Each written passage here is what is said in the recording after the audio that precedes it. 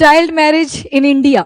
अब बोला गया कि डिस्पाइट इसके कि prohibition of child marriage act लाया गया था इन ईयर 2006, आज भी चाइल्ड मैरिजेस के केसेस इंडिया के अंदर आ रहे हैं। यहाँ पे आपको डेटा मिल जाएगा बहुत अच्छा। इंडियन सोसाइटी में मैरिजेस के ऊपर क्वेश्चन आता है तो वहां पे आपको ये अच्छा डेटा रिट्रीव होगा, तो ध्यान से सुनना इसको। तो देखो 18 साल हो चुके हैं prohibition of child marriage act 2006 के, पर आंध्र प्रदेश में अभी भी ऐसे केसेस रिपोर्ट हुए जिसमें बच्चों की शादी करवा दी गई। अब जो बच्चों की शादी करवाई जाती है, मल्टीपल फैक्टर्स इसके पीछे रोल प्ले करते हैं। जैसे नंबर 1, कई जो फैमिलीज होती हैं, जैसे लड़कियों की शादी पहले करवाई जाती है पर इसमें लड़के भी इन्वॉल्व थे कि 18 साल से कम के हैं और उनकी शादी करवा दी गई है। नंबर 1 फैक्टर कहीं ना कहीं रूरल एरियाज में जो करता है दैट इज पॉवर्टी। कल्चर में आप एक टर्म पढ़ते हो बेट्रोथल। ये जो बेट्रोथल होते हैं इसमें ना प्रोमिसेस करे जाते हैं दो फैमिलीज के बीच में कि मेरी लड़की की शादी बस आपके ही घर में करवाई जाएगी कल्चर के नाम पे। अब टेंशन हो जाती है कि टीनेज में चल रहा है, अब ये भागेगा भी, इलोपमेंट के केसेस भी आएंगे। दो प्रॉब्लम्स है देखो भागने की भी। एक तो ऐसी फैमिली जहां पे बच्चे पढ़ना चाहते हैं वहां पे जबरदस्ती शादी करा दी जाती है। एक ऐसी फैमिली आती है जहां पे सपोर्ट किया जाता है कि हाँ बेटा पढ़ाई कर, वो भाग रहे हैं। मतलब बड़ा डिसबैलेंस सा है हमारी सोसाइटी के अंदर। पर कई बार कल्चर के नाम पे भी बोल दिया जाता है कि मैंने वहां पे प्रॉमिस कर रखा था। ऑनर के पीछे कई बार फैमिली ऑनर की भी बात होती है। जैसे मैंने बोला कई बार जो बच्चे होते हैं 18 साल से कम के हैं वो भाग जाते हैं, इलोपमेंट के केसेस भी आते हैं, भागने के केसेस। तो उससे बचने के लिए, अपना फैमिली ऑनर सेव करे रखने के लिए भी बच्चों की मैरिज करवा देते हैं।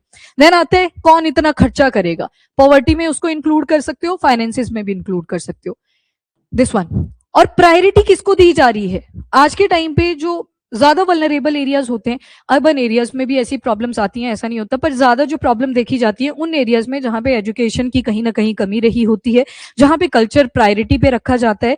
यहाँ पे प्रायोरिटी आप देखोगे जो पेरेंट्स भी होते हैं वो एजुकेशन के लिए कभी पैसा नहीं रखेंगे कि इतना पैसा हम लगा देंगे। हम सभी अच्छे बैकग्राउंड से बिलोंग किए तो हमारे पेरेंट्स ने रख लिए, पर उनकी पिछली जनरेशन में आप देखोगे पढ़ाई की चिंता नहीं होती थी, ये चिंता होती थी कि शादी में कितना पैसा लगेगा, तो उसके लिए एक अलग से पैसा रख लिया जाता था। अब यहाँ से भी अगेन ऑनर के साथ भी उसको जोड़ा जाता था कि शादी अगर अच्छी हाई फाई नहीं हुई तो वो जोड़ देंगे, आपको स्टिग्मेटाइज करेंगे, क्या बोलेंगे कि देखो इतना पैसा नहीं लगा पाए अपनी शादी के ऊपर। पहले जो प्रॉब्लम आती थी डाउरी की आती थी, पेरेंट्स को एक टेंशन रहती थी, एक तो लड़की पैदा हो जाएगी और लड़की जब पैदा होएगी तो एक टेंशन आ जाएगी कि ये तो बोझ है ना, बोझ की कैटेगरी में, बर्डन की कैटेगरी में उनको इंक्लूड कर दिया जाता था। पहले ही सोचने लग जाएंगे कितनी डाउरी जाएगी। सोचो जिनके तो 7-7 6-6 लड़कियां हो जाती थी उनको तो यही बर्डन रहता था कि कैसे करना है। फिर बहुत अच्छे एग्जाम्पल्स भी आप सोसाइटी के अंदर देखते हो कि डिस्पाइट इसके 7 लड़कियां पैदा हुई थी एक घर के अंदर, पर अच्छी पोजीशन में बाद में जाती हैं तो पेरेंट्स उस टाइम पे फिर प्राउड फील कर रहे होते हैं। तो मतलब डिसबैलेंस ही देखोगे आप सोसाइटी के अंदर, कभी न्यूट्रलिटी नहीं आएगी। और क्या फैक्टर्स हैं जिसकी वजह से चाइल्ड मैरिज प्रमोट होती है? ऑनलाइन भी लिखेंगे, yes yes yes, very good very good. सुनो, कई बार केसेस सामने आते हैं कि रेप हो जाता है लड़की का, वो गैंग रेप है, जैसा मर्जी रेप है, पर रेप तो रेप है। तो उससे भी बचने के लिए कि शादी करा देते हैं। फिर मैरिज में भी आप सुनते हो एक टाइप का रेप, मैरिटल रेप। ये भी देखा गया ना, केसेस आए थे बड़े सारे कि बिना किसी कंसेंट के फीमेल नहीं सेक्सुअल एक्टिविटी में इन्वॉल्व होना चाहती पर जबरदस्ती वहां पे सेक्सुअल एक्टिविटी करी जाती है। मैरिटल रेप के केसेस आने लगे और इससे तो फिर मल्टीपल चीजें निकल के आती हैं। डोमेस्टिक वायलेंस आप देखोगे यहाँ पे, अर्ली प्रेगनेंसी होगी, बीमारियों के चांसेस भी बड़े सारे रहेंगे, मिसकैरेज भी हो सकता है। उसके बाद जब बच्चों, अब अर्ली प्रेगनेंसी होएगी, पहला अगर बच्चा लड़की आ जाता है तो अगेन गालियां किसको पड़ेंगी? लड़की को। पर डिसाइड कौन करता है जेंडर? वो फादर करते हैं, क्योंकि उनके पास दोनों टाइप के क्रोमोसोम होते हैं, X and Y. Again awareness नहीं है कि एक्चुअल में जेंडर किसने डिसाइड करा। उसके अलावा और क्या रीजन आ सकते हैं? इलिटरेसी, एजुकेशन को आप अलग से लिख सकते हो, लैक ऑफ एजुकेशन, तो एजुकेशन पे आप एक पॉइंट लिख सकते हो। इलिटरेसी होती है उतना अच्छा। आजकल एक और ट्रेंड चल रखा है, जैसे जो 21 to 25 का एज ग्रुप है, इनको भी बड़ी चुल मच रखी है कि जल्दी शादी करनी है।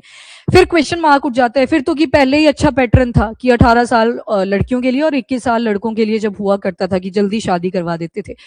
सबका वो नहीं है पॉइंट ऑफ व्यू। यहाँ पे एक आपके पास डिसीजन मेकिंग पावर होनी चाहिए इंडिविजुअल लेवल के ऊपर।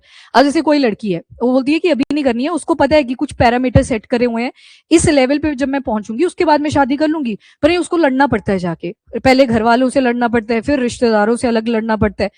रिश्तेदारों को तो चलो इग्नोर कर दिया, पर घर वालों से तो लड़ाई रहती है कॉन्टिन्यूसली। वो बोलेंगे इतनी उम्र होगी आपकी, अब तो शादी कर लो। पर दिक्कतें रहती हैं वो चीजें। चलो ठीक है, अभी इंडिविजुअलिटी, वो जो आर्टिकल नंबर 21 है उसकी वैल्यू ही इंडिया में समझ नहीं आई है। बोल के बताना तुम प्राइवेसी चाहिए मुझे, वो ऐसी प्राइवेसी देंगे तुम्हें दरवाजे पे कुंडी नहीं लगाने देंगे, तुम तो दरवाजा खुला ही रखोगे। तो आर्टिकल नंबर 21, जबकि आपका फंडामेंटल राइट है, आप प्राइवेसी डिजर्व करते हो, उन चीजों की भी अवेयरनेस नहीं है, तो आगे तो क्या ही बोलें। और कोई फैक्टर जो यहाँ पे लिखा हो, पॉवर्टी के साथ आ गया, फाइनेंसेस के साथ आ गया, इनडायरेक्टली देखो अब जल्दी शादी होगी तो पूरी की पूरी डिपेंडेंसी पैसे को लेके किसके ऊपर होगी? लड़की की, लड़के के ऊपर। और लड़के को बोल दिया जाएगा you are the bread winner, और जो लड़की है उसको फैमिली को पालना है, मतलब फैमिली की जो भी डिमांड्स है उनको फुलफिल करना है। फिर आप देखोगे एक और डिस्पैरिटी यहाँ पे दिखेगी कि जो फीमेल्स होंगी ऑन ड्यूटी रहती है थ्रू आउट ईयर। जैसे वर्किंग है, संडे को मैंने आपको बताया था, मैं तो पूरी स्लॉथ बियर की तरह रहती हूँ कि हिलना ही नहीं है, एक ही जगह पे बैठे रहो, पूरा रेस्ट मोड। पर मदर वगैरह को देखोगे वो लगे हुए हैं काम में, हाँ बेटा क्या खाओगे क्या खाओगे, मतलब छुट्टी नहीं है, वर्किंग चला ही जा रहा है चला ही जा रहा है, और पेमेंट भी नहीं है। और ऊपर से इतनी इज्जत मिलती है इस काम को, जो होम मेकर्स होते हैं वो काउंट भी नहीं होता कि तुमने किया ही क्या। वो फिर एंड में कहीं ना कहीं आपको मेंटली एक्सप्लॉइट करती हैं चीजें। नहीं, अपनी नहीं मैं बात कर रही, मतलब सभी की कलेक्टिव बात कर रही हूँ कि इसमें होता है ऐसे। जो फीमेल्स होती हैं उनको एट दी एंड यही बोला जाता है कि तुमने थोड़ी पैसे कमाए, ऐसा नहीं कमाया। वो काम ही काउंट नहीं होता है कि वो जो किचन में किया, जब इतने सारे गेस्ट आए उनको आपने मतलब पूरा सर्व करा, वो काउंट ही नहीं होता है। तो मतलब फाइनेंसेस और जो आपका वर्क है ये बैलेंस में होना भी जरूरी है। फिर कईयों ने बोल दिया कि जो सैलरी देनी चाहिए फीमेल्स को, फिर बोला कि अब आपने कस्टम को कहाँ पे पैसे के साथ तोल दिया, तो उसका भी क्रिटिसिज्म हो जाता है। तो आपको हमेशा सोसाइटी के अंदर डिस्बैलेंस ही दिखेगा, कभी ऐसे न्यूट्रल सोसाइटी नहीं दिखाई देगी। तो अब जब ये तो हो गए लड़की के केसेस, अब यहाँ पे वर्ड यूज हुआ है चाइल्ड मैरिज, तो मतलब यहाँ पे लड़का भी इन्वॉल्व है। अब इतनी सी छोटी उम्र में ये लड़का भी कितना ही कमा लेगा, या पर लड़की की जो डिपेंडेंसी होगी वो इसी लड़के के ऊपर होगी कि तूने ही कमाना है, ब्रेड विनर, इसके ऊपर भी बर्डन आएगा कि तूने बच्चे वगैरह को पालना है, मेरी फैमिली को पालना है। पर लड़का छोटा है ना। तो यहाँ पे आप ज्यादातर देखोगे कल्चरल जो इन्फ्लुएंसेस हैं वो ज्यादा देखने को मिलते हैं। या फिर बड़े घर का वो लड़का, उसमें चाइल्ड मैरिज करवा दी कि चल बाप के पास ठीक ठाक पैसा है, ये तो कुछ नहीं करेंगे, मजे करेंगे आगे चल के। तो वो सारी चीजें आ जाती हैं, कस्टम के साथ भी जुड़ी होती हैं। अभी जो ये केसेस आए ये थे आंध्र प्रदेश से, पर इसका मतलब ये बिल्कुल नहीं है कि सिर्फ आंध्र प्रदेश में ही चाइल्ड मैरिज के केस आ रहे हैं। इवन आप हिमाचल में भी जाओगे, सुनो आप हिमाचल में भी जाते हो, वहां पे ना वेट, एक टाइम पे हमारी भी यही थिंकिंग थी कि देखो अपनी बीएससी होएगी, एमएससी होएगी, उसके बाद शादी करनी है। बाद में एक निर्वाणा आता है बीच में, निर्वाणा आता है कि जब आप सोसाइटी को देखने लगते हो पूरा ध्यान से, सोसाइटी को आप ध्यान से कैसे देखते हो, भाई इसने शादी कर ली पर ये कर क्या रही है आगे, कुछ भी नहीं, मतलब वो सेटबैक था। कईयों को उसी से एनलाइटनमेंट हो जाता है कि नहीं ये वाली लाइफ अपने टाइप की नहीं है, हमें थोड़ा तो इंडिविजुअलिटी चाहिए, थोड़ी तो इंडिपेंडेंस चाहिए, सुन लेंगे घर वालों की भी पर थोड़ा इंडिपेंडेंस चाहिए, इतना ज्यादा कंट्रोल नहीं हम दे सकते। तो वो निर्वाणा अगर आ गया बच गए, आप नहीं आया फंस गए, कर ली शादी। बहुत ज्यादा फर्क पड़ता है सोसाइटी का।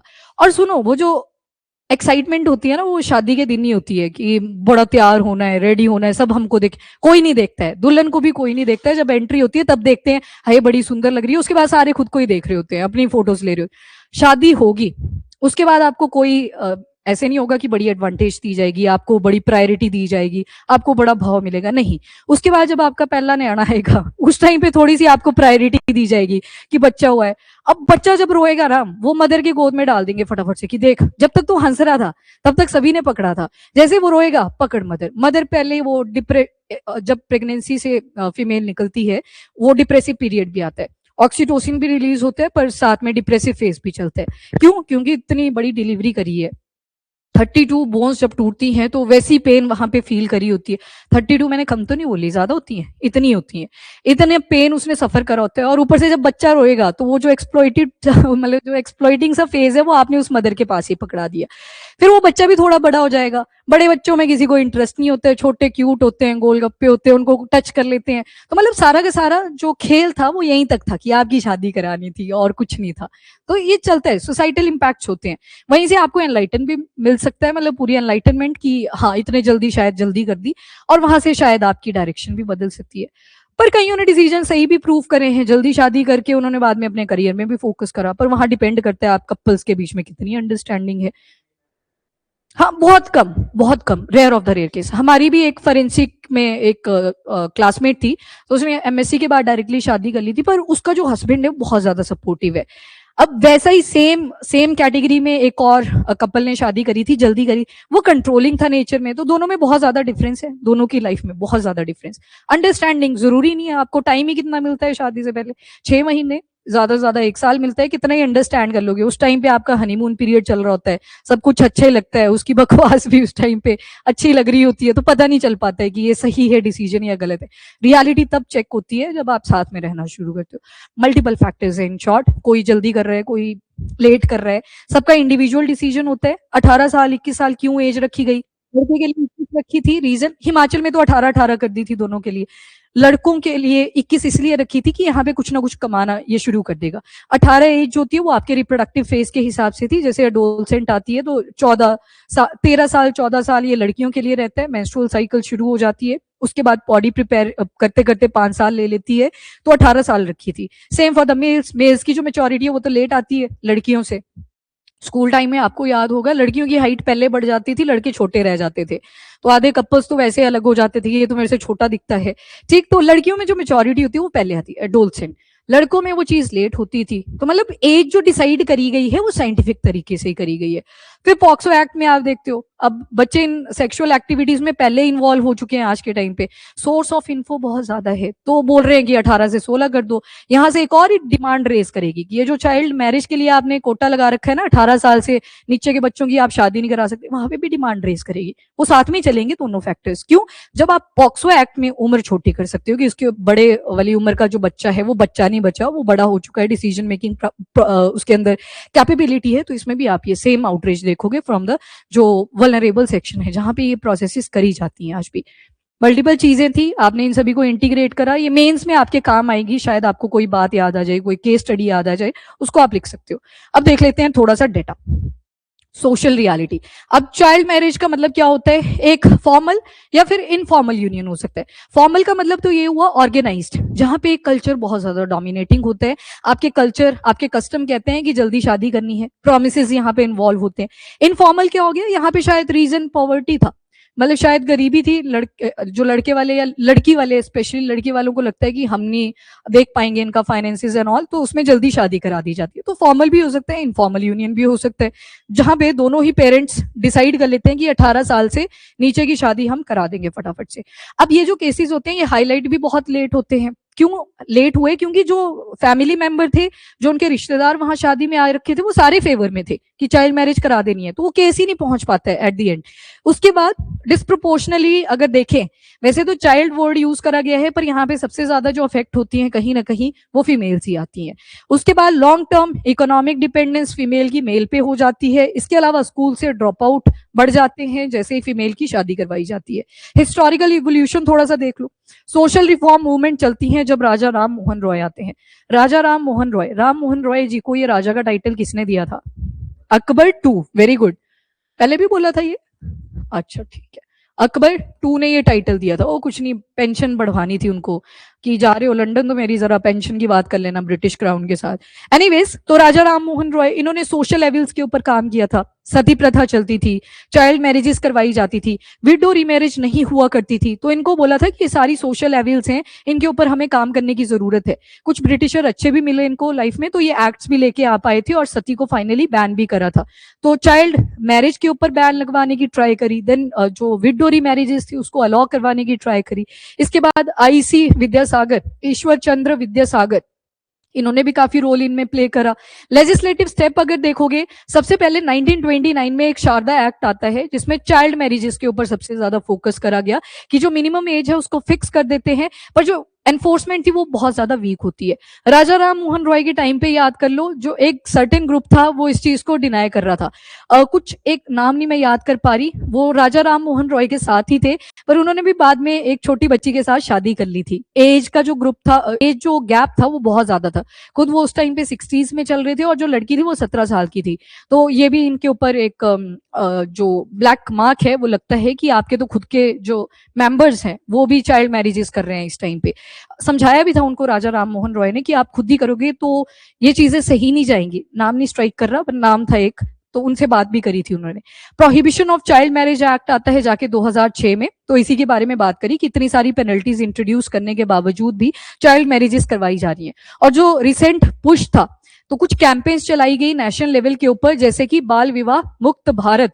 तो कभी हम टीबी से मुक्त होने की ट्राई कर रहे हैं, लेप्रोसी से मुक्त होने की ट्राई कर रहे हैं, यहाँ पे बाल विवाह से मुक्त होने की बात करी गई है। ये नेशनल लेवल कैंपेन था। और ये देखो 2030 तक ही अचीव करना है, क्योंकि सस्टेनेबल डेवलपमेंट गोल नंबर 5 बोलता है जेंडर इक्वालिटी, और एसडीजी भी हमारे 2030 तक ही है। ठीक है, तो ये 2030 तक का कैंपेन चलाया हुआ है।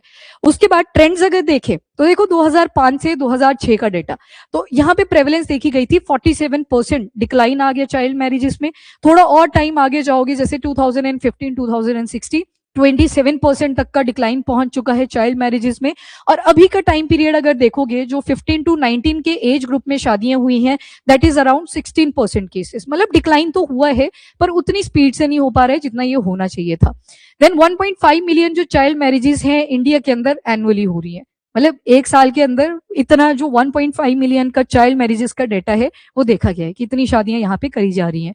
और हायर प्रेवलेंस है, रीजन क्या, वो वल्नरेबल रीजन्स को ही बताया, जैसे बिहार हो गया, आंध्र प्रदेश है, राजस्थान है, और कुछ पार्ट्स मध्य प्रदेश के भी हैं। रीजंस क्या बताए, number 1 poverty and economic distress. कई बार घर वालों को लगता है कि जल्दी से शादी करा दो, अपने से पीछा छूटेगा, वो पैसा नहीं खर्च करना पड़ेगा। Even national family health survey में भी ये चीज बताई गई थी कि जहां पे पुअरेस्ट पीपल आपको मिलेंगे वहां पे सबसे ज्यादा चाइल्ड मैरिजेस देखने को मिलेंगी। देन आती है लैक ऑफ अवेयरनेस। कईयों को ये चीज ठीक लगती है कि जल्दी अगर बच्चों की शादी करवा देंगे वो ज्यादा स्टेबल माने जाएंगे, कि हो गया फिर एक के साथ ही रहना है पूरी लाइफ, मोनोगैमी को प्रमोट करा, एक ही शादी। तो चलो यहाँ पे अवेयरनेस की कहीं ना कहीं कमी हो जाती है। अब कैंपेन तो चला दी बाल विवाह मुक्त भारत, पर वो अवेयरनेस क्या उस रूरल एरिया में, उस पुअरेस्ट जो जगह थी, रीजन था, क्या वहां तक पहुंच पाई, यहाँ पे भी क्वेश्चन मार्क उठता है।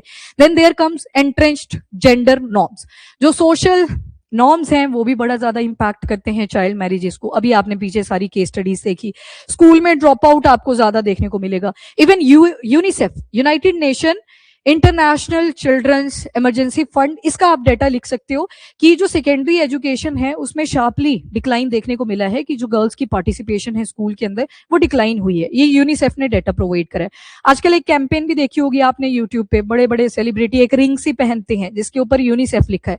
देखिए किसी ने ये एडवर्टाइजमेंट, इवन जो आपकी फीमेल क्रिकेट प्लेयर्स हैं तो उन्होंने भी इसमें पार्टिसिपेट किया था। कुछ नहीं कि डोनेशन करेंगे ताकि जो वल्नरेबल बच्चे हैं उनके पास, ऑर्फन हैं या डिसेबल हैं, उनकी एजुकेशन को भी प्रमोट करा जा सके, उनके हेल्थ के ऊपर काम किया जा सके। तो वो यूनिसेफ का ही इनिशिएटिव है।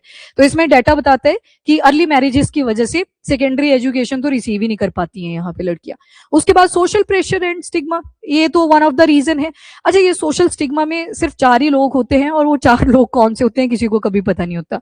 मतलब पूछना अपने घर वालों को कौन है ये 4 लोग, उनके पास आंसर नहीं होगा कभी भी कि ये 4 लोग कौन से थे। तो ये कुछ इनविजिबल पावर्स हैं जो एग्जिस्ट करती हैं हमारी सोसाइटी में, ये बीमारियों के साथ रिलेटेड है। आपने एड्स के बारे में जब पढ़ा था वहां पे भी सोशल स्टिग्मा था, आपने लेप्रोसी के बारे में पढ़ा था वहां पे भी सोशल स्टिग्मा था, ट्यूबरक्लोसिस आपने पढ़ा वहां पे भी सोशल स्टिग्मा था। आप जो मर्जी कर लो, ये स्टिग्मा साथ साथ ही चलता है, ठीक। और जिसके पीछे बोलने के लिए कुछ नहीं होता, वहां पे फिर लास्ट चीज बचती है, that is the character of the person. बस उसी को फिर डिप्लीट करने पे आ जाओ। तो मतलब ये सोशल स्टिग्मा चलता है, हर चीज के साथ चलता है। चैलेंजेस क्या आ रही हैं, तो जितने भी स्टेप्स गवर्नमेंट लेती है, अभी कैंपेन के बारे में आपने पढ़ा, उसकी रिलेटेड अवेयरनेस नहीं होती, मतलब इंप्लीमेंटेशन उतनी स्ट्रांग नहीं हो पाती। एक रीजन जुडिशियल ऑब्जर्वेशन, शादी हो जाती है, जो हमारे जजेस हैं, हमारे कोर्ट्स हैं, बड़े सारे ट्राइब्यूनल हमने बना दिए, छोटे छोटे कोर्ट्स बना दिए, पर आज भी ये जो केसेस हैं ये पेंडेंसी में ही चल रहे हैं। अभी परसों जैसे ही आपने देखा था 1.4 करोड़ केसेस पेंडेंसी में इस टाइम पे चले हुए हैं। आफ्टर दैट फैमिली, अच्छा इसके अलावा जो कोर्ट्स है उनके पास केस भी बहुत ज्यादा लेट आता है, क्योंकि सारी की सारी फैमिली मेंबर्स और उनके रिश्तेदार सारे उस मैरिज को सपोर्ट कर रहे होते हैं। तो एक ये भी आ जाएगा फैमिली कॉम्प्लिसिटी, कि ये ऑलरेडी इन चीजों को प्रमोट कर रहे होते हैं, फिर बाद में जाके कहीं डोमेस्टिक वायलेंस का एक्सट्रीम केस आ जाता है, तब ये केस फाइल कर रहे होते हैं कि इस उम्र में हमने शादी करा दी थी, अब ऐसी ऐसी प्रॉब्लम्स आ रही हैं, तब जाके वो केस हाईलाइट हुआ, तब जब एक्सप्लॉइटेशन हो चुकी थी। तो मतलब ये बेट्रोथल्स, ये मैंने आपको बता दिया। कईयों का मानना होता है एक एग्रीमेंट होता है, एक प्रॉमिस होता है कि इसी से शादी आपकी करवाई जाएगी। यहाँ पे भी अगेन एक का जो फैमिली बैकग्राउंड होगा वो आपको स्ट्रांग ही दिखेगा, मतलब पैसे वाला होगा ठीक ठाक, तो प्रोमिस कर दिए जाते हैं कि हमारे यहाँ पे लड़की है, फ्यूचर में आपके बेटे के साथ ही शादी कराएंगे। इसे फ्यूचर तो छोड़ो, कईयों ने बचपन में करवा दी होती है, ये भी आपने कई कल्चर्स में सुना होगा, देखा है कभी किसी ने ऐसे? नहीं, अब की जनरेशन तो बोलती है ये तो बुलशिट थी, हम अपना डिसीजन लेंगे आगे चल के कि किसके साथ शादी करनी है, बचपन में करवा दिया जाता था। इवन हमने ऐसा भी केस देखा था, वो मतलब सर्वाइविंग थे, अब तो उनकी डेथ हो गई है, तो उनकी शादी ना मतलब जो 5वें महीने में थे तो तभी करवा दी थी। और जो लड़का था उस टाइम पे वो 13 साल का था, तो उसने पहले तो उसको पाला, फिर 13-14 ईयर की जब वो लड़की होती है तब जाके बच्चा वगैरह उन्होंने कंसीव करा था। तो मतलब पैदा होते ही शादी करवा दी थी। तो ये कल्चर के साथ एनरूटेड होता है, पॉवर्टी के साथ एनरूटेड होता है। यहाँ पे आप बेट्रोथल्स की कैटेगरी में से इंक्लूड कर सकते हो। सोसाइटी अभी आपकी हुई नहीं है, जब आप सोसाइटी पढ़ोगे इस वर्ड पे भी आप फोकस करना जरूर से, ठीक है। उसके बाद institutional gaps, number 1 reason, government ने इतने सारे इंस्टीट्यूशन बनवा रखे हैं, कोर्ट्स बनवा रखे हैं, आपको बेटर एक एडवाइस मिल सके, सब कुछ बना रखा है, पर वो पहुंच ही नहीं पा रहा है वहां पे, तो एक इंस्टीट्यूशनल गैप भी मिलेगा। अब ये चाइल्ड मतलब जो चाइल्ड मैरिज है उसको प्रोहिबिट करने के लिए एक्ट है 2006 से, कोई करता है तो शादी जो लड़की वाले पेरेंट्स करवा रहे थे उनके ऊपर भी पेनल्टी है, जिनके साथ हुई उनके ऊपर भी पेनल्टी है, उनको पता ही नहीं है। कई बार जबरदस्ती भी शादियां होती हैं, पेनल्टीज का ही पता नहीं होता, तो इंस्टीट्यूशनल गैप भी है। बाकी जेंडर्ड हेल्थ इंपैक्ट्स, सबसे ज्यादा जो एडोलसेंट मदरहुड आप देखते हो, ऊपर से ऐसा एरिया जहाँ पे गंदगी भी कहीं ना कहीं मिलती है, वहां पे सबसे ज्यादा सैनिटेशन रिलेटेड प्रॉब्लम्स आती हैं, फीमेल बड़े सारे इन्फेक्शन से सफर करती हैं। और ज्यादातर मेटर्नल मोर्टेलिटी और जो रेट होता है, मेटर्नल मतलब मदर, मोर्टेलिटी मतलब डेथ रेट, वो ज्यादातर पुअरेस्ट एरियाज में ही देखने को मिलता है, क्योंकि जो डिलीवरीज होती हैं वो घर पे ही करवाई जाती हैं, इंस्टीट्यूशनल नहीं हो पाती। इंस्टीट्यूशनल मतलब हॉस्पिटल्स में नहीं होती है। न्यूट्रिशन से रिलेटेड प्रॉब्लम, अब कुछ क्वाशियोकर नाम की बीमारी सुनी होगी आपने, प्रोटीन और कार्ब्स का कॉम्बो आप देखते हो वो नहीं मिल पाता बच्चे को, बच्चा बिल्कुल मैल नरिश्ड होता है। क्यों? क्योंकि जो मदर होती है यहाँ पे वो भी अपने हस्बैंड को सपोर्ट करने के लिए फाइनेंशियली काम पे चली जाती है, बच्चे रहते हैं पीछे, वो खाया तो खाया, नहीं खाया तो कुछ नहीं हुआ, तो ये प्रॉब्लम्स भी यहाँ पे मिलेंगी। नाउ वे अहेड क्या हो सकता है? चाइल्ड मैरिज हो गया, इन्फेंटिसाइड के ऊपर फोकस कर लो, तो वहां पे नंबर 1 जो स्टेप आता है that is education. Even sexual activities, rape को अगर रोकना है, क्योंकि इसको गलत माइंडसेट के साथ देखा जाता है, वहां पे भी एजुकेशन ही बोली जाती है, पर पढ़ाया ही कितना होता है बचपन में, जब ये जानने की, अब देखो 8th क्लास की बुक में अगर रिप्रोडक्शन चैप्टर डाल दिया हुआ है, तो मतलब आपको एजुकेशन बोल रही है कि अब आपको ये चीजें जाननी है, क्योंकि आप उस टाइम पे टीनेज में चल रहे होते हो, एडोलसेंट में चल रहे होते हो। After that conditional cash transfer and all, ये सारी की बच्चों को स्कॉलरशिप वगैरह प्रमोट करी जाए। इकोनॉमिक सपोर्ट टू फैमिलीज चल रहे हैं, बथेरे इंटरवेंशन है, करप्शन के केसेस भी आपके सामने आ रहे हैं, प्रॉपरली पैसा पहुंच नहीं पाता बेनिफिशियरी के पास। उसके बाद आंगनवाड़ी सेंटर्स को अपग्रेड करने की बात करी गई है कि स्किल डेवलपमेंट, वोकेशनल ट्रेनिंग, ये स्टेप्स इंक्लूड करे जाएं। एक बड़ी ही सुंदर केस स्टडी थी तमिलनाडु की, ये वाटर के साथ रिलेटेड थी। जैसे मदर्स जो होती हैं, शुरू की जो स्टडीज होती हैं बच्चों की, ABCD करना है, ई करना है, पंजाब में कक्का खक्खा करना है, तो वो जो छोटे छोटे अल्फाबेट्स हैं वो मदर्स भी सिखा देती थी, डिस्पाइट इसके कितनी पढ़ाई उन्होंने कर रखी है। अब कई बार ना पानी के साथ भी इसको जोड़ा जाता है। यूपीएससी ने बहुत ही सुंदर क्वेश्चन पूछा कि वाटर की अगर डेफिशिएंसी है आपके एरिया में, पानी नहीं आ रहा है, तो उससे फीमेल की लाइफ पे क्या इंपैक्ट पड़ता है। अब देखना, ये पानी आ गया एक तरफ, एक फीमेल आ गई और एक तरफ इसके बच्चे आएंगे। तो जब यहाँ पे तमिलनाडु में पहले ये जा रही थी पानी लेने के लिए, जाते टाइम 2 घंटे, आते हुए 2 घंटे, 4 घंटे तो इनके जीवन में इसी के निकल गए कि उनको पानी लेके आना था, वहां जाना था। फिर इनके घरों तक टैप वाटर लगाया गया, तो अब वो 4 घंटे इनके बच गए। तो ज्यादातर जो फीमेल्स थी उस रूरल एरिया में, वो अब अपने बच्चों की एजुकेशन पे फोकस करने लगी। बच्चों को 2 घंटे पढ़ाया, 2 घंटे उनके वोकेशनल ट्रेनिंग में निकल गए। और उसमें ये एग्जाम्पल भी दिए थे कि हम अपने जो हैंडीक्राफ्ट्स होते हैं या कोई भी वीविंग का काम है, स्पिनिंग का काम है, उनको भी अब सीख पा रही हैं। तो मतलब ये जो एजुकेशन है, ये मल्टीपल डायमेंशन में आप देखोगे चीजों को कनेक्ट करती है। एक चीज की अवेलेबिलिटी, रिसोर्स जब आपके पास अवेलेबल होते हैं तो आप मल्टीपल डायरेक्शन में जाना शुरू कर देते हैं। तो इकोनॉमिक सपोर्ट भी बहुत ज्यादा जरूरी है फैमिलीज के लिए। कम्युनिटी एंगेजमेंट, यहाँ पे विलेज सपोर्ट कर रहा है चाइल्ड मैरिज को, यहाँ पे उल्टा होना चाहिए कि कम्युनिटी को सपोर्ट करना चाहिए कि चाइल्ड मैरिज यहाँ पे नहीं होनी चाहिए। आफ्टर दैट स्ट्रॉन्गर एनफोर्समेंट, अब प्रोहिबिशन के लिए एक्ट तो बना रखा है कि चाइल्ड मैरिज को रोकना है, पर अगर पेनल्टी उसमें लिखी है, आपको केस का पता लग चुका है, तो उनके अगेंस्ट फिर पेनल्टी ठीक ठाक डालिए, इतनी डाल दो कि शादी में कितना पैसा लगा था उसके हिसाब से।